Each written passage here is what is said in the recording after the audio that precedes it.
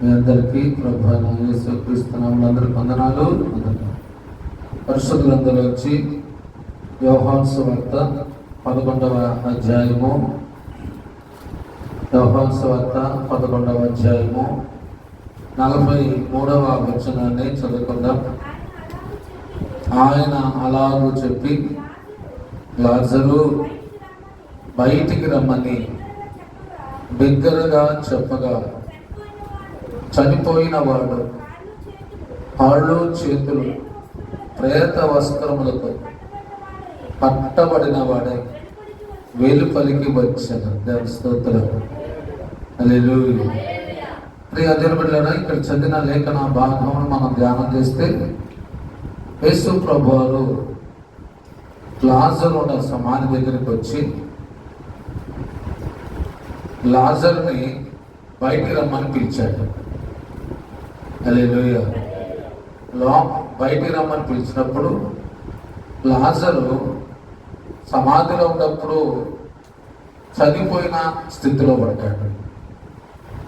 సమాధిలో ఉన్నప్పుడు చనిపోయిన స్థితిలో ఉన్నాడు. అంటే చనిపోయిన వారు సమాధిలో ఉంటారు.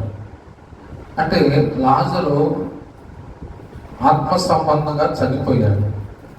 ఆత్మ సంబంధంగా చనిపోయాడు. చనిపోయిన లాజరుని దేవుడు బయటికి రమ్మంటున్నాడు. బయటికి రావాలంటే చనిపోయిన వాడు ఎలా వస్తాడు? చనిపోయిన వ్యక్తి ఎలా బయటకు వస్తాడు? అయితే ప్రభువు పలికిన మాట ఏంటంటే, ఆయన పలికిన పలుకులో జీవం ఉన్నది. దేవుడి స్తోత్రం. ఏమున్నది? జీవం ఉంది. ఇప్పుడు మళ్ళా వచ్చారు 43 వచ్చును, 43 వచ్చును. ఆయన అలాగూ చెప్పి లాజరు, ఇక్కడ నుండి ప్రభు మాట్లాడుతున్నాడు. ఆయన మాటలు ఏముంది? జీవం ఉంది. ఆయన మాటలు ఏముంది? ఇప్పుడు అది ఎవరికి జీవం ఉంటుందంటే, ఆసక్తి కలిగిన వారికి. ఆయన మాటలో జీవం ఉంది. ఆ జీవము ఆసక్తిగా ఉన్న వారికి. అందుకని మనం ఆత్మీయంగా ఆసక్తిగా ఉండాలి. ఆయన వాక్యములో శక్తి ఉంది. ఒక మాట చెప్పాలంటే, సముద్రాన్ని రెండుగా చేర్చడానికి గల కారణం అంటే ఆయన ఒక మాటలోనే.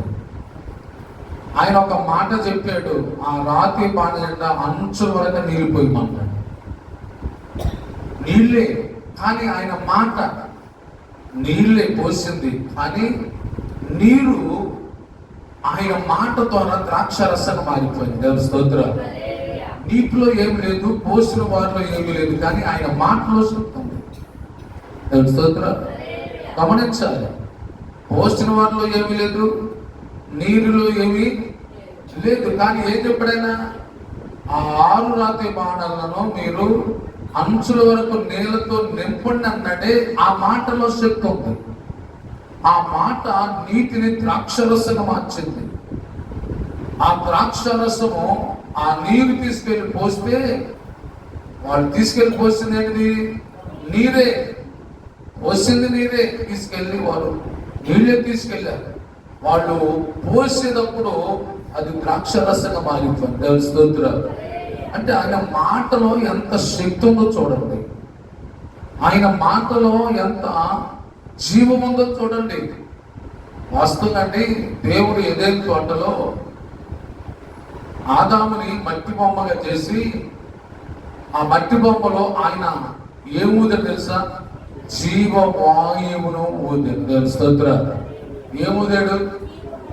ఇప్పుడు గమనించాలి, మన లోపల రక్తం ఉంది, గుండె ఉంది, కిడ్నీలు ఉంటాయి, ప్రేగులు ఉంటాయి, నరాలు ఉంటాయి, అంటే ఊపిరితిత్తులు ఉంటాయి.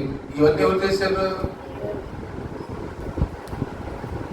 ఆయన మట్టి బొమ్మను చేశాడు. గమనించాలి, మట్టి బొమ్మను చేశాడు. బొమ్మను చేసి ఆయన జీవవాయువు ఊదాడు. ఆ జీవవాయువు ఊదగా ఆ జీవవాయువు లోపలికి వెళ్ళి ఏమేమి కావాలో అన్ని కూడా విత్ ఇన్ సెకండ్లో అన్ని నిర్మించబడిపోయింది. దేవుని స్తోత్రం. అంటే ఆయన జీవంలో అంత పవర్ ఉంది. గుండెకేం చేయలా, జీవవాయువు ఓదటంతోనే లోపల ఏమవుతుంది అవన్నీ కూడా నిర్మాణం అయిపోయినాయి. దేని ద్వారా? ఆయన జీవం ద్వారా. దేవుని స్తోత్రం.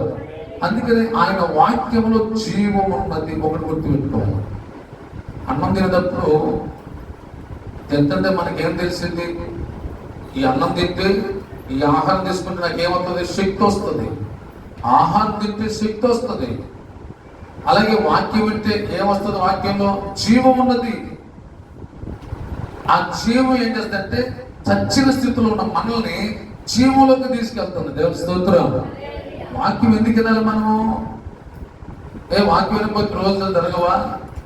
వాక్యం వినకపోతే ఈ నెల జరగదా? జరిగింది. కానీ వాక్యం వినటం వల్ల మన స్థితి మారింది. దేవుని స్తోత్రం. ఏం మారింది? ఇప్పుడు లాజరు బయటకు రమ్మన్నాడు. ఇప్పుడు బయట రమ్మన్నప్పుడు ఆ జీవం ఎవరిలోకి వెళ్ళింది? లాజరులోకి వెళ్ళింది. ఇప్పుడు వాక్యం వింటున్నాము, వాక్యంలో ఏముంది? జీవం ఉంది. ఇప్పుడు ఈ జీవం వింటున్నప్పుడు మనలోకి వచ్చినప్పుడు ఏమైంది? మనలోకి ఏమవుతుంది? జీవం వచ్చింది. జీవం వచ్చినప్పుడు మనం ఏం చేస్తాం? ఇప్పుడు వర్షం వస్తుంది, అమ్మా నా మాట అంతే, వర్షం వస్తుంది, వెళ్ళి నడుపుతాం. ఇట్లా నడుపుతాం ఓపిపోయినట్టుగా. వాన బాగా వస్తుంది, ఏం చేస్తా? ఓపిలేదుగా, ఓపిలేదు వెళ్ళిగా వెళ్తున్నావు. వాన వస్తుంది చాలేగా, నీకు పరుగు పరుగు పరుగు పరుగు. అలాగే మన జీవితంలో వాక్యం ఉన్నప్పుడండి, ఆ వాక్యంలో జీవం ఉంది. ఆ జీవం మనలోకి వచ్చి ఏ స్థితిలో ఉన్నామో ఆ స్థితిలోంచి మనల్ని లేపి బయట నడిపిస్తుంది. దేవుని స్తోత్రం. ఒక త్రాగేవాడు ఉంటాడు, ఆ త్రాగే స్థితిలోంచి బయటకు వచ్చేస్తాడు. ఒక వ్యభిచారి ఉంటాడు, ఆ వ్యభిచార స్థితిలో బయటకు వచ్చేస్తాడు. వాడు రావాలంటే రాలేడు, ఆ వ్యక్తి రావాలంటే రాలేడు. కానీ ఎవరు తీసుకొస్తాడు? జీవం. ఆ జీవం ఎక్కడుందంటే ఆయన వాక్యంలో ఉంది. దేవుని స్తోత్రం. ఆయన వాక్యం మనం వినాలి. ఆయన వాక్యం వింటేనండి వాస్తవంగా మనలో ఎంత మార్పు వచ్చిందంటే ఆ మార్పుని నువ్వే చూసి నాలో ఎంత మార్పు వస్తుంది. మార్పు లేదనుకోండి వాక్యం వింటేనే అర్థం అన్నమాట. వాక్యం వింటలా, వాక్యం వింటే మనలోకి ఏమొస్తుంటే మార్పు వచ్చింది. ఏ మార్పు వచ్చింది? మన స్థితిలోంచి బయటపడతాం. ఏ స్థితిలో వచ్చి? ఇప్పుడు సమాధిలో ఉండ లాజరు సమాధిలో ఉన్నాడు, బయటకు వచ్చాడా? బయటకు వచ్చాడు. ఎలా బయటకు వచ్చాడు? జీవం. దేవుని వాక్యంలో జీవం ఉన్నది. ఆ జీవం లాజరులోకి ప్రవేశించి ఇప్పుడు ఆ జీవం లాజరుని సమాధిలో నుంచి బయటికి తీసుకొచ్చింది. దేవుని స్తోత్రం.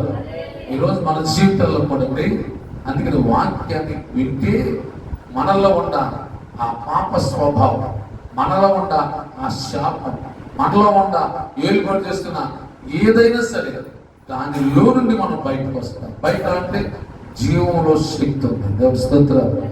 జీవంలో ఏముంది? శక్తి ఉంది. అందుకని ఇప్పుడు ఆయన వాక్కులో శక్తి ఉంది. ఆయన వాక్కులో ఏముందంటే శక్తి ఉంది.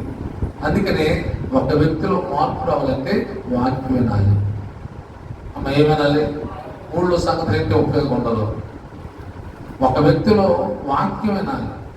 ఆ వాక్యంలో జీవం ఉంది. ఆ జీవం అంట మనల్ని ఆ స్థితిలోంచి బయట తీసుకొస్తుంది. చిన్న కుమారుడు ఉంటాడు, అతనికి బుద్ధి వచ్చింది, అక్కడి నుంచి లేచాడు. మనం లేవాలంటే లేవలేమండి. అమ్మా ఏ వ్యక్తి అయినా సరే తన పాప స్థితిలోంచి బయట రావాలంటే ఏ వ్యక్తి కూడా తన సొంత శక్తి ద్వారా బయటికి రాలేడు. హల్లెలూయా. తన సొంత బలం వల్ల బయటికి నేను మానేసేసానండి. కొంతమంది అంటారు నేను సిగరెట్ తాగేవాడండి, సిగరెట్ మానేసి అంటాడు. నువ్వు మాటకి నీ శక్తి అయితే కాదది. దేవుని శక్తి వల్ల ఆ బానిసత్వం నుంచి బయటకు వచ్చేసావు. నిన్ను బయట తీసుకొచ్చిందో తెలుసా? దేవుని వాక్యం. వాక్యం ఏముంది? జీవం ఉంది. మనం ఏం చేస్తాం తెలుసా? నేను అనుకున్నాను అనుకోండి, నేను అనుకుంటే చేసేస్తాను అనుకున్నాను. నువ్వు అనుకుంటే ఏం చేయలేవు, నేను అనుకుంటే ఏమీ చేయలేవు. మన శక్తి చాలదు. లాజరు అనుకుంటే బయటకు వచ్చేస్తాడా? కానీ మనం ఏమంటాం? నేను అనుకుంటేనండి అంటే నువ్వు అనుకుంటావు కాదు. దేవుని ఆత్మ నిన్ను నడిపించాలి. ఎవరు నడిపించాలి? దేవుని ఆత్మని నడిపించాలి. సరే, ఒక రోజున యోహాను, పేతురు గారు శృంగారమును దేవాలయం దగ్గరికి వచ్చారు. అక్కడ పుట్టినది మొదలుకొని ఒక వ్యక్తి కుంటివాడు. అతడు పుట్టినది మొదలుకొని అతడు కుంటివాడు. పుట్టినది మొదలుకొని అతడు కుంటివాడు. ఎన్నడూ నిలబడలేడు. ఎన్నడూ నిలబడలేదు. నడిచిన వాడు ఆ వ్యక్తిని అంట మోసుకొచ్చేవాళ్ళంట. ఆ వ్యక్తిని మోసుకొచ్చేవాళ్ళు. ఒక రోజున పేతురు, యోహాను మధ్యాహ్నం సమయంలో వారు దేవాలయంలోకి వెళ్తుంటే వాడు వారి వెంట తేరి చూస్తున్నాడు. వాడు వారి యొక్క తేరి చూస్తుంటే అప్పుడు పేతురు, యోహాను అంటారు, అయ్యా, నువ్వు ఆశించినట్టుగా మా దగ్గర వెండి బంగారాలు లేవు, కానీ మాకు కలిగిందే నీకు ఇస్తాను. మాకు కలిగింది. ఈరోజు మన జీవితంలో మనం చెప్పుకోవాలి. దేనికి చెప్పుకోవాలి? అయ్యా, మాకు కలిగింది. ఏం కలిగి ఉంది? బంగారమా, డబ్బా, బిల్డింగ్లా, లేకపోతే స్థలాలా, పొలాలా? ఏం కలిగి ఉన్నారు? వాటి వల్ల ఏం ఉపయోగం ఉండదు. కానీ వారంటారు మాకు కలిగింది. ఏం కలిగింది? ఏం కలిగి ఉన్నాం మేమంటే యేసయ్య నామమును కలిగి ఉన్నాం. ఆ నామములో శక్తి ఉంది. దేవుని స్తోత్రం. ఆ నామములో జీవం ఉన్నది. ఆ నామంలో ఏముంది? జీవం ఉంది. యేసు ప్రభువు లాజరు అని బయటికి రమ్మని చెప్తే సమాధిలో ఉన్న లాజరు బయటికి రాగలిగాడు. ఎలా రాగలిగాడంటే తన శక్తి ద్వారా రాగల. దేవుని వాక్యములో జీవం ఉన్నది. ఆ జీవం అతని సమాధిలో నుంచి వెలుపలికి తీసుకొచ్చింది. దేవుని స్తోత్రం. ఈరోజు మన జీవితాన్ని ఆలోచించాలి. ఇప్పుడు పేతురు, యోహాను అంటారు, అయ్యా, మాకు కలిగిందే నీకు ఇస్తున్నా. ఈరోజు అంటే దేవుడిలోకి వచ్చిన తర్వాత, చచ్చిన స్థితిలో నుంచి జీవంలోకి వచ్చిన తర్వాత నువ్వు దేని బట్టి గొప్పగా మాట్లాడాలంటే, నువ్వు దేని బట్టి అతిశయించాలంటే మాకు కలిగింది. ఏం కలిగి ఉంది అంటే మేము దేవుని శక్తిని కలిగి ఉన్నాం. ఏం కలిగి ఉన్నాం? దేవుని శక్తిని కలిగి ఉన్నాం. దేవుని శక్తి కలిగి ఉంటేనండి ఆ దేవుని శక్తి ఎంతమందికైనా. ఎవరి శక్తి? దేవుని శక్తి, జీవం. అది దేవుని జీవం మనలోకి వస్తే అది మనలో చిక్కులకి వెళ్ళి ఉపయోగపడుతుంది, వాళ్ళలో చిక్కులకి వెళ్ళి ఉపయోగపడుతుంది. కానీ నా ఆస్తి నా దగ్గరే ఉంటుంది. నా ఆస్తి ఇంకో దగ్గరికి వెళ్దాం, నా బంగారం ఇంకో దగ్గరికి వెళ్దాం, నా డబ్బు నా దగ్గరే ఉంటుంది, నా పొలం నా దగ్గరే ఉంటుంది. కానీ దేవుని జీవం చూసారా, అది నా దగ్గర ఉండి నాలో చిక్కు దగ్గరికి వెళ్తుంది, వాళ్ళని బాగు చేసింది. వాళ్ళలోంచి ఇంకో దగ్గరికి వెళ్తుంది, వాళ్ళని బాగు చేస్తుంది. దేవుని స్తోత్రం. ఇప్పుడు ఏది కావాలి మనకి? దేవుని జీవం కలిగి. దేవుని స్తోత్రం. అందుకే ఇప్పుడు వీళ్ళు అంటారు, నువ్వు ఆశించినట్టుగా అది మా దగ్గర లేదు. మాకు కలిగింది ఏం తెలుసా? ఇతరుల్ని బాగు చేయగలిగింది, ఇతరుల్ని ప్రేరేపించగలిగింది, ఇతరులకి మేలు చేయగలిగింది. ఏంటంటే యేసయ్య నామంలో శక్తి ఉంది. ఆ శక్తిని మేము కలిగి ఉంటాం. అదైతే మేము నీకు ఇవ్వగలుగుతాం. దేవుని స్తోత్రం. ఏదైనా సరే ఇవ్వగలిగేది ఎప్పుడు ఇస్తామంటే, నాదంటూ ఏది ఇవ్వలేదు, అది నాది కాదనుకుంటేనే ఏదైనా ఇవ్వగలుగుతాం. ఏదో సాగుతుంది, అత్త సొమ్ము అల్లుడు పక్కన ఉంది, మనం ఏదైనా పంచుతాం కానీ మనతో పంచలేదు. మనం ఏది ఇవ్వలేము, కానీ ఇతరుల దగ్గర ఇవ్వాలంటే ఇచ్చేస్తాం. కొంతమంది అంటారు, పెట్టామా, కొద్దిగా బాగా పెట్టామా అంటారు. ఏది పోలే కొద్దిగా ఆలింట్లో పెడితే ఇల్లు, కానీ ఇంకో ఇంట్లో పెట్టారు అనుకోండి, అప్పుడు 2 మొక్కలే అంటాం. అది ఎందుకనమాట అంటే అది ఇతరులుగా, నీది కాదుగా. అలాగే నాది అన్నది ఏది నేను ఇవ్వలేను, నువ్వు కూడా ఇవ్వలేవు. అందుకని ప్రభు అన్నాడు, నీది నీవు ఇవ్వలేవు కాబట్టి నాది నీకు ఇస్తున్నా, నువ్వు ఇతరులకి ఇవ్వు అన్నాడు. దేవుని స్తోత్రం. ఇప్పుడు పేతురు ఎవరంటాడు, ఇక వెండి బంగారం మా దగ్గర లేవు, కానీ మాకు కలిగింది అది మా ప్రభు ఇచ్చాడు. అది ఎవరు ఇచ్చారు? మా ప్రభు ఇచ్చాడని చెప్పి ఆ వ్యక్తిని అంట కుడి హస్తం పట్టుకున్నాడు. కుడి హస్తం పట్టుకొని యేసు నామంలో లేచి నడుమని చెప్పాడు. దేవుని స్తోత్రం. యేసు నామంలో అంటే ఆ పేతురు యోహానులో నుంచి ఆ కుంటివాడిలోనికి వెళ్తుంది. ఏంటిది? దేవుని శక్తి. దేవుని స్తోత్రం. సమాధిలో ఉన్న లాజరుని బయట తీసుకొచ్చింది ఎవరో తెలుసా? దేవుని శక్తి. కొంతమంది వస్తానంటారు, నేను ప్రార్థన చేశాను, నీకు జ్వరం తగ్గింది, దేవుని స్తోత్రం. అమ్మ నేను ప్రార్థన చేశాను, నీకు జ్వరం తగ్గింది. ఇప్పుడు నేను ప్రార్థన చేస్తున్నప్పుడు యేసు నామం పేరిట ప్రార్థన చేస్తే ఆ నామంలో ఉన్న శక్తి నీలోకి వచ్చి నేను స్వస్థపరిచింది, దేవుని స్తోత్రం. ఇప్పుడు నీకు స్వస్థత వచ్చింది. స్వస్థత నామంలో వచ్చిందా, దేవుని శక్తితో వచ్చిందా? దేవుని శక్తితో వచ్చింది. మరి నేను ప్రార్థన చేస్తే నీకు జ్వరం తగ్గింది, నేను ప్రార్థన చేస్తే నీకేదో జరిగిందని చెప్పుకోవటం ఏంటి అసలు? ఆలోచించాలి, దేవుని స్తోత్రం. ఇప్పుడు లాజరు బయట రమ్మని చెప్పినప్పుడు దేవుని శక్తి లాజరులోకి వెళ్ళి సమాధిలోకి వెళ్ళి సమాధిలో లాజరును బయట తీసుకొచ్చింది దేవుని శక్తి, దేవుని స్తోత్రం. అలాగే ఇప్పుడు పుట్టివాడు వాడు ఎప్పుడు లేచిన వాడు కాదు, నిలబడిన వాడు కాదు, నడిచిన వాడు కాదు. ఇప్పుడు దేవుడు శక్తి పేతురు యోహానులో ఉంది కదా, వారు అంటారు యేసు నామములో నువ్వు లేచి నడుమని చెప్పారు, దేవుని స్తోత్రం. నడుమని చూపుతారంట.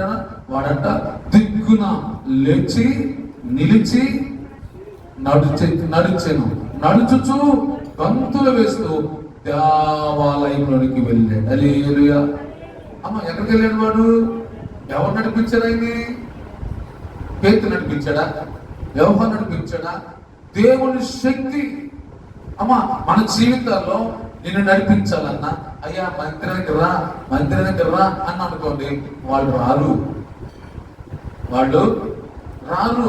మరి ఎవరు నడిపించగలుగుతారు? దేవుని శక్తి నడిపించగలుగుతుంది, దేవుని స్తోత్రం. అమ్మ అర్థం చేసుకోవాలి. ఎవరు నడిపిస్తారు?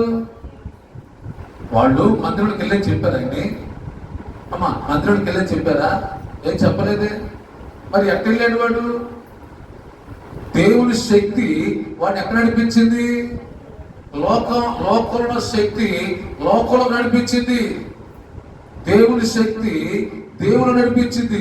ఇప్పుడు మనం దేవుని మందిరం రావాలంటే మొత్తం పొరపాటు, కానీ నడిపించేది ఎవరు? అది దేవుని శక్తి నీలోకి వస్తే నువ్వు నడుస్తావు. ఎక్కడికి? దేవుని మందిరం నడుస్తావు, దేవుడి పని కోసం నడుస్తావు, దేవుడి పరిచయం కోసం నడుస్తావు. పెట్రోల్ లేదు, బండి నడిచిందా? దేవుడి శక్తి లేకపోతే నువ్వు నడుస్తావా? ఈరోజు గమనించా, నేను మందిరానికి వస్తున్నాను అన్నది నూరాటం కాదు, దేవుని శక్తి నీలోకి వచ్చి నిన్ను నడిపించేది దేవుని శక్తి, దేవుని స్తోత్రం. ఎక్కడ నడిపిస్తుంది? దేవుని మందిరం నడిపిస్తుంది, దేవుని పరిచయం కోసం నడిపిస్తుంది. దేవుని పరిచయం కోసం ఎంతైనా కష్టపడితే చేసేది ఎవరు తెలుసా? దేవుని శక్తి. నా వరకు నేను కాదు, నీ వరకు నీవు. ఇప్పుడు పేతురు యోహాను అంటాడు, మాకు కలిగింది నీకు ఇస్తున్నాం అన్నాడు. వాడు దిగ్గును లేచి నిలిచాడు. శీల మంటల నుంచి బలం వచ్చిందంటే ఏమొచ్చిందంట? బలం వచ్చింది. నిలబడటానికి బలం వచ్చింది.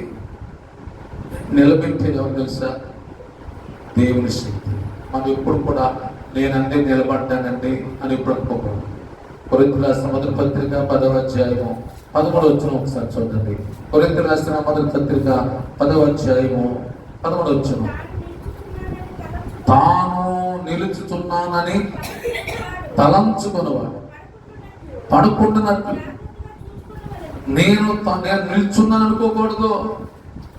పడిపోకోకుండా ఉండడానికి జాగ్రత్త చూసుకోవాలి. ఎప్పుడు కూడా నేను నిలబడ్డాను అని ఎప్పుడు అనుకోకూడదు. నా బలముతో నేను నిలబడలేను, నీ బలంతో నువ్వు నిలబడలేవు. నన్ను నిలబెట్టేది దేవుని శక్తి. హల్లెలూయా. కాబట్టి రాత్రి నిలబడ్డ మన జీవితాలు ఆలోచిస్తే వాడు లేచాడు, దిగ్గును లేచాడు. అమ్మా దేవుని శక్తి నేను లేపింది. దేవుని శక్తి నేను సమాధి నుంచి బయట తీసుకొచ్చింది. దేవుని శక్తి పాపాన్ని అసహించుకునేటట్టుగా చేసింది. సిగరెట్ తాగేవాడు చి అని దాన్ని ఇసి కొట్టేశాడు. ఎందుకు ఇసిరేసాడు? దేవుని శక్తి. ఒక వ్యక్తిలోనికి దేవుని శక్తి వచ్చినప్పుడు తన పాప స్థితిని అసహించుకుంటాడు. దాని స్తోత్రం. వాడు ఇప్పుడు దిగ్గున లేచాడంట. దిగ్గున లేపింది ఎవరు? దేవుని శక్తి. ఆ పరిస్థితిని అసహించుకున్నట్టు చేసింది ఎవరు? దేవుని శక్తి. ఇప్పుడు లోకస్ వార్తలో 15వ అధ్యాయంలో 15వ అధ్యాయంలో 15వ వచనం చూడండి.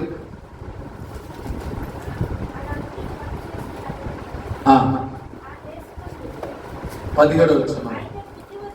అయితే బుద్ధి వచ్చినప్పుడు వాడు నా తండ్రి యొక్క ఎంతో మంది కూలివాడులకు అన్నము సమృద్ధిగా ఉన్నది, నేనైతే ఇక్కడ ఆకలితో చచ్చిపోతున్నాను, నేను లేచి అన్నాడు. నేను లేపింది ఎవరో? దేవుని శక్తి. అప్పుడు దాకా అక్కడే కూర్చున్నాడు. కీర్తన గ్రంథం 1వ అధ్యాయం. దుష్టుల ఆలోచన చొప్పున నడవక, పాపుల మార్గమున నిలువక, అపహాసకులు కూర్చుంటే చోటు అక్కడ కూర్చోలేదు వాడు. అక్కడి నుంచి లెగిచ్చాడు. అక్కడి నుంచి దేవుని శక్తిలో అంత ప్రభావం ఉంది. అందుకనే మనము ఆ స్థలంలో కూర్చోకుండా, ఆ సహవాసానికి వెళ్ళకోకుండా, పాపుల మార్గమున నిలవక, అపహాసకులు కూర్చుంటే చోట కూర్చోకూడదు. దేవుని ఆత్మ లేకపోతే అక్కడే కూర్చుంటా. ఏ స్థలంలో కూర్చోకూడదు, అక్కడే కూర్చుంటా. అప్పుడు నాకు వాడు అక్కడే కూర్చున్నాడు. సమాధిలోనే కూర్చున్నాడు లాజరు. ఈయన పనుల దగ్గరే కూర్చున్నాడు. కానీ తనకు తానుగా ఏంటి, నేను ఇక్కడ కూర్చున్నానేంటి, అసలు నా స్థితి ఏంటి, అసలు నా పరిస్థితి ఏంటి, నేను ఎక్కడ కూర్చోవాలి, నేను ఎవరితో కూర్చోవాలి, చాలా మందికి తెలియదు. హల్లెలూయా. నువ్వు ఎక్కడ కూర్చోవాలో, నీ స్థితి ఏంటో చాలా మందికి తెలియదండి. ఎక్కడ మంది అక్కడ కూర్చోకూడదండి. మీకు ఒకసారి చెప్పారు, మా నాన్న ఒక మాట చెప్పాడు. ఒక ఆయన అంట ఊళ్ళో సంబంధం కోసం వెళ్ళాడంటే, ఎవరికి వెళ్ళాడంట, సంబంధం కోసం వెళ్తే వారు కారులో వెళ్తున్నారంటే, పెళ్లి కూతురులో పెళ్లి కొడుకు ఇల్లు చూస్తాకి వెళ్తుంటే ఒక సెంటర్లో ఒక తిమ్మలా కూర్చున్నారు కదా, అక్కడ కూర్చున్నారంట. కారులో వెళ్తా పెద్ద మనిషి అంటే, అదిగో పెళ్లి కొడుకోవాలి నాన్న, అదిగో ఆయనేనంట. పెళ్లి కొడుకోవాలి నాన్న ఆయనే. ఆ బండ మీద కూర్చున్నాడు. చెట్టు చుట్టూతా, రాయి మీద చుట్టూతా అక్కడ కూర్చున్నాడంట. అప్పుడు అన్నాడంట పెళ్లి కొడుకోవాలి నాన్న, కారు వెనక్కి తిప్పన్నాడు. కారు వెనక్కి తిప్పన్నాడు. అదేంటి ఇంటికి వెళ్ళాలంటే వద్దు. ఆయన కూర్చున్న స్థితిని చూసావా, అది సంప్రదాయం కాదు, అది పద్ధతి కాదు, అది గౌరవం కాదు. అలాంటి గౌరవం లేని కుటుంబంతో వద్దు అని అనిపించాడు. అదేంటి ఇంటికి చూస్తే ఇంటికి వెళ్తాం కాదు, ఎక్కడ కూర్చోవాలి అక్కడ కూర్చోవాలి. స్తోత్రం. గట్టి చెప్పగలరా? చిన్నప్పుడు మా నాన్న ఆటో తిరిగి వస్తుంటే లేచి పరుగు అనమాట. ఎక్కడ పడితే కూర్చుంటే ఊరినాడు కాదు. మనం కూర్చునే విధానం అక్కడ మన స్థితి అర్థమైపోతాయి. అందుకని ఎక్కడ పడితే అక్కడ కూర్చోకూడదు. ఎక్కడ పడితే అక్కడ కూర్చుంటే దాని విలువ మనకు అర్థం కాదు. అందుకనే దుష్టుల ఆలోచన చొప్పున నడవక, పాపల మార్గం నిలువక, అపహాసకులు కూర్చుంటాడు. ఎంతకాలం కూర్చున్నావు అక్కడ? ఆ కొండ దగ్గర ఎంతకాలం కూర్చున్నాడు ఆయన? సమాధిలో ఎంతకాలం కూర్చున్నాడో? దేవాలయం ద్వారము దగ్గర బయట ఎంతకాలం కూర్చున్నాడో? అరే అందరూ లోపలికి వెళ్తే నేను బయట కూర్చున్నానేంటి? బయట ఏముంటది? లోపల ఆశీర్వాదం ఉంది కానీ బయట ఏముంటది? ఈరోజు చాలా మందికి అర్థం కావట్లా. లోపలికి వెళ్ళాలి, నా తండ్రి చేత ఆశ్రయించబడిన వాడు లోపల ఆశీర్వాదం పెట్టుకుని బయట కూర్చున్నాడేంటి? ఈరోజు ఎంతమంది ఎక్కడ కూర్చుంటారు? ఎక్కడ కూర్చుంటే ఆశీర్వాదం ఉంది? దేవుని శక్తి నీలోకి వచ్చినప్పుడు నువ్వు లోపలికే వస్తావు. ఎక్కడ కూర్చోవాలో అక్కడ కూర్చుంటావు. దేవుని స్తోత్రం. కాబట్టి ఇలాంటి మన జీవితం ఆలోచిస్తే, నా తండ్రి ఇంత అనేక మందికి కూలివాడికి ఆహారం సమృద్ధి జరుగుతుంది. కూలివాడికి ఎవరికంట ఎందుకు జరుగుతుంది సమృద్ధి అంటే, వాడు తండ్రి దగ్గర ఉంటాడు. వీడు ఎక్కడ ఉన్నాడు? ఉండవలసిన చోట్ల లేడు. మనం ఎక్కడ ఉండాలో అక్కడ ఉండాలి. కానీ వీడు ఎక్కడ ఉంటాడు? ఈయన సహవాసం ఏంటి? ఎందుకంటే ఈయనకి ఏమి లేదు, దేవుని శక్తి లేదు. అయితే వాడికి బుద్ధి వచ్చినప్పుడు నేనైతే ఇక్కడ ఆకలితో చచ్చిపోతున్నాను, నేను లేచి అన్నాడు. దేవుని స్తోత్రం. నేను లేపేది దేవుని శక్తి, నన్ను లేపేది దేవుని శక్తి. ఎప్పుడైతే దేవుని శక్తి వచ్చిందో నువ్వు ఎక్కడ ఉండాలో అక్కడే ఉండడానికి ఇష్టపడతావు. ఎక్కడ ఉండాలో అప్పుడు నీకు అర్థమైంది. అప్పుడు నాకు అర్థం కాదు. అప్పుడు నువ్వు అసహించుకుంటూ వచ్చి ఏంటి ఎంతకాలం ఎక్కడ ఎలాంటి వాటితో సహవాసం చేశాను, ఎంతకాలమో ఎంత సమయం పోగొట్టు ఎక్కడ కూర్చోవడం ఏంటి? దేవుని ఆత్మ నీలోకి వచ్చినప్పుడు వెంటనే అక్కడి నుంచి లేస్తావు. వాడు పుట్టినది మొదలుకొని దేవాలయం బయటే కూర్చున్నాడు. ఇప్పుడు వాడు దిగ్గున లేచాడు. లెగవలనిపించేసింది. దేవుని శక్తి ఆ వ్యక్తిని లేపిందనమాట. దేవుని స్తోత్రం. అతను లేచాడంట, నిలిచాడు. దేవుని స్తోత్రం. ఏం చేశాడంట? నిలిచాడు. మనం నిలబడాలి. దేంతో నిలబడాలి? దేవుని శక్తితోనే నిలబడాలి. ఇంక దేని ద్వారా దాని ద్వారా నిలబడితే సరిపోదండి. ఒక ఆయన అన్నాడంట, ఏనుగు నిలబెట్టాలని ప్రయత్నం చేశాడంట. ఎవరిని? ఏనుగు నిలబెట్టాలని లేపుతున్నాడు. తట్టొచ్చి ఇటొచ్చి ముగ్గురు. ఒక ఆయన అంటే, అరే ఇది ఎంతమంది నిలబెట్టాలన్నా అది నిలబడలేదు. దానంతరికి దానికి శక్తి రావాలి. హల్లెలూయా. దానంతరికి దానికి ఏం రావాలి? శక్తి వస్తేనే అప్పుడు లేచి నిలబడుతుంది. అలాగే మనము కూడా నిలబడాలంటే ప్రతిరోజు కూడా వాక్యం వినాలి. వాక్యం విన్నప్పుడు వాక్యంలో శక్తి ఉంది. ఆ శక్తి నేను నిలబెడుతుంది. దేవుని స్తోత్రం. దేవుడి శక్తిని నిలబెడితే అప్పుడు నువ్వు నిలబడతావు. అప్పుడు దాకా వాడు నిలబడాల. పాప ఆటోలు పట్టుకుంటున్నారు, సంఖ్యలో పైన ఎక్కించుకున్నారు, తీసుకొచ్చి అక్కడ పడుతున్నారు. ఇప్పుడు ఎవరితో పని లేదు. దేవుని స్తోత్రం. అమ్మ ప్రార్థనకి వెళ్దావా అని ఎవరికి చెప్పాల్సిన పని లేదు. మా ప్రార్థన టైం అవుతుంది అని చెప్పాల్సిన పని, మా ప్రార్థన రావచ్చుగా అని ఇతరులకు చెప్పాల్సిన పని లేదు. దేవుడి శక్తి నీకు వచ్చినప్పుడు మరొకరు వచ్చి నీకు చెప్పాల్సిన పని ఉండదు. ఇప్పుడు చిన్నపిల్లలు ఉంటారు. ఎక్స్క్యూజ్ ఇప్పుడు ఎలా పెట్టుకున్నావా, చాకుమాలు పెట్టుకున్నావా, హోంవర్క్ ముగ్గు పెట్టుకున్నావా, ఇవన్నీ చెప్పాలి. ఎప్పుడు? స్టార్టింగ్ లో. తర్వాత కొన్ని రోజులు స్కూల్కి వెళ్ళిన తర్వాత, క్లాసులు మారిన తర్వాత వాడికి చెప్పాలా? వాడు చెప్పాల్సిన పని లేదు. నువ్వు దేవుని శక్తిని ఎప్పుడు పొందుకుంటూ ఉన్నప్పుడు ఇక నీకు ఏది చెప్పాల్సిన అవసరం లేదు. ఇంకా వాడు నిలిచాడు. దేవుని శక్తిలో అతను నిలబడుతూ నేర్చుకున్నాడు.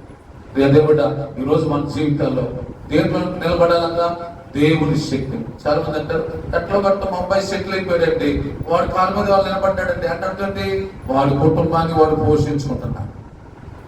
కాళ్ళ మీద నిలబడుతుందంటే వాడి కుటుంబాన్ని వాడు పోషించుకున్నాడని చెప్పుకుంటాం.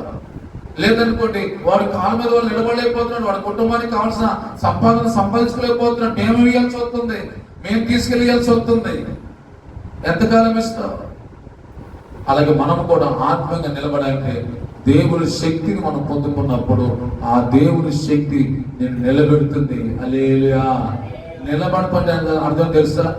త్రుట్టిల్లిపోకుండా, పడిపోకుండా, అపవాది యొక్క తంత్రాలు గుర్తించి దేవుని శక్తిలో నువ్వు బలం పొందుకున్నావు అని అర్థం. దేవుని స్తోత్రం. నిలిచి లేచాడు, నిలిచాడు, నడుస్తూ మొదలుపెట్టాడు. ఎక్కడ నడుస్తున్నాడు? దేవుని శక్తి నడిపిస్తుంది. దేవాలయంలోకి వెళ్తున్నాడు. వెళ్ళిన తర్వాత అండి అప్పుడు వాడంట గంతులు వేస్తున్నాడు. ఏమవుతుంది? ఇంతకాలం సంతోషాన్ని పోగొట్టుకున్నాను, ఇంతకాలం నా జీవితం అంతా కూడా అదిగో ఆ దేవాలయం బయటే కూర్చున్నాను, ఎంతకాలము ఆ సమాధిలోనే ఉండిపోయాను. అదే బట్టి రాత్రి మన జీవితంలో ఆలోచన. అందుకని ఆయన వాక్యములో జీవం ఉంటుంది. ఆయన వాక్యం ఏముందండి? జీవం ఉంది. ఇప్పుడు మనకి ఏం కావాలంటే ఆ జీవం కావాలి. అందుకని వాక్యం అంటే ఇప్పుడు మనం చదివే పరిశుద్ధ గ్రంథం చూసారా, అదంతా కూడా పరిశుద్ధాత్మ ద్వారా రాసిన వ్యక్తులు వేరే. సుమారు 40 మంది వరకు రాశారు, కానీ రాయించింది పరిశుద్ధాత్మ దేవుడు. 40 మంది రాశారు, కానీ రాయించింది ఎవరు? పరిశుద్ధాత్మ దేవుడు. ఆ వాక్యంలో జీవం ఉంది. ఈ రోజున వాక్యం చదివి ఎంతో మంది వారి స్థితులు బాగు చేసుకున్నారు. ఎంతో మంది వాక్యం చదివి వారి బానిసత్వంలోంచి బయటకు వచ్చారు. దేవుని స్తోత్రం. ఆ వాక్యంలో జీవం ఉంది. ఆ జీవం ఎలాంటి కట్టులైనా తెంచేసుకొని వారిని బయటికి తీసుకురాగలిగే శక్తి దేవుని వాక్యం ఉంది. అది ఎంత భయంకరమైన పరిస్థితుల్లో ఉంచాయన, ఎన్ని రకాల మానసిక ఒత్తిళ్ళు ఉన్నప్పుడు కూడా, ఎన్ని రకాల బానిసత్వం ఉన్నప్పుడు కూడా ఆ బానిసత్వము సంఖ్యలు తెంచగలిగిన శక్తి దేవుని వాక్యములో ఉంది. దేవుని స్తోత్ర. ఆ వాక్యం మనం చదువుతూ ఉంటే ఆ వాక్యంలో ఉన్న జీవం నిన్ను నన్ను సాధారణ ఏం తెలుసా, ఎప్పటికప్పుడు సంఖ్యలు వేసేస్తూ ఉంటాడు. ఆ సంఖ్యలు తెగిపోవాలంటే జీవం కలిగిన వాక్యాన్ని ప్రతిరోజు చదువుతూనే ఉంటారు. లేదా చదవడం ఏం చేస్తారు తెలుసా, అక్కడే కూర్చుంటారు, వాళ్ళు మార్పు రాదు. అమ్మ ఎంతకాలం నుంచి ప్రార్థన పడుతున్నాను నేనంటే 33 సంవత్సరాలు చూస్తున్నా. ఎక్కడ ఉన్నామంటే ఎక్కడ వేసిన దొంగలే. ఎందుకంటే ఆమెలు ఏమి రాట్లా, జీవం రాట్లా. ఆమెలో జీవం లేదు. ఎక్కడ కూర్చున్నాం అక్కడే కూర్చుంది. టీవీ కాడ కూర్చున్న వాళ్ళు వాక్యం వింటారు, ప్రార్థన చేసుకున్నారు, మళ్ళీ ఎక్కడ కూర్చుంటారు వెళ్ళి అమ్మ చెప్పాలి, అక్కడే కూర్చుంటారు. ఆ ఛానల్ చూడాల్సిందే, అది చూస్తే పక్క అని అవుతారు. ఇక్కడ కూర్చో వాక్యం వింటారు, అక్కడ కూర్చుంటారు. జీవం లేదు వాళ్ళ దగ్గర. ఇంకా వాళ్ళు సమాధిలోనే ఉంటారు. ఇంకా వాళ్ళు ఇంకా శృంగారమైన దేవాలయం బయటే కూర్చున్నారు వాళ్ళు. వారికి వాక్యంలో జీవం వారికి తెలియట్లా. హల్లెలూయా. ఈరోజు మన జీవితాల్లో నాలోకి జీవం వచ్చిందంటే తెలుసా, సాతాను సంఖ్యలు తెంచేసింది. ఎక్కడ కూర్చున్నావు నువ్వు సాక్షి చెప్పనమ్మా. ఒకప్పుడండి నేను టీవీ ముందు కూర్చుంటే గంటలు గడిచిపోయేవి. కానీ ఈ రోజున నా దేవుడు దాన్ని ముఖం వెంక చూడకుండా చేశాడు అని నువ్వు సాక్షి చెప్పాలంటే చెప్పలేవు. ఎందుకు చెప్పలేవు? నువ్వు వెళ్ళి కూర్చుంది అక్కడే. అది లేకపోతే నువ్వు బ్రతకలేవు, అది లేకపోతే నువ్వు ఉండలేవు, అది లేకపోతే నువ్వు అంతే. ఇప్పుడు నీలో జీవం ఉందా? జీవం లేదు. ఎక్కడున్నావు? సమాధిలోనే ఉన్నావు. ఎక్కడున్నావు? ద్వారం బయటే ఉంటావు. ఏం మేలు కలిగింది? దానికి మేలు కలిగిందా? నీ ద్వారా నీ బిడ్డలకైనా మేలు కలిగిందా? నీకేం మేలు కలిగింది? నీ బిడ్డలకైనా కలిగింది? నీ ప్రార్థన నీ బిడ్డలకైనా ఉపయోగపడిందా? నీ ప్రార్థన వారికైనా ఆశీర్వాదకరంగా ఉంటుందా? ఉండదు. మరి ఏంటి ఉపయోగం ఉంది? ఉపయోగం లేదు. మరి ఏంటంటే టైం పాస్ కోసం. గట్టిగా రాత్రి మన జీవితాల్లో ఆలోచిద్దాం, అర్థం చేసుకుందాం, గ్రహిద్దాం, దేవుడి శక్తిని పొందుకుందాం. అటు దేవుడు మన దయచేయాలి కనుక ఆమె ప్రార్థన చేసుకుందాం. ప్రేమ కుమారుడు యేసుక్రీస్తు వారి కృప, పరిశుద్ధాత్మ సహవాసం, సమాధానం చేరొచ్చిన మనందరికీ, సర్వలోక పరిశుద్ధులందరికీ ఆయన కృప కూడా మనందరికీ కూడా నడిపించును గాక. ఆమె యేసు రక్తమే చేయం, శిలువ రక్తమే చేయం, ప్రవేశ నామానికి సంపూర్ణ జయం కలుగును గాక. ఆమె హల్లెలూయా.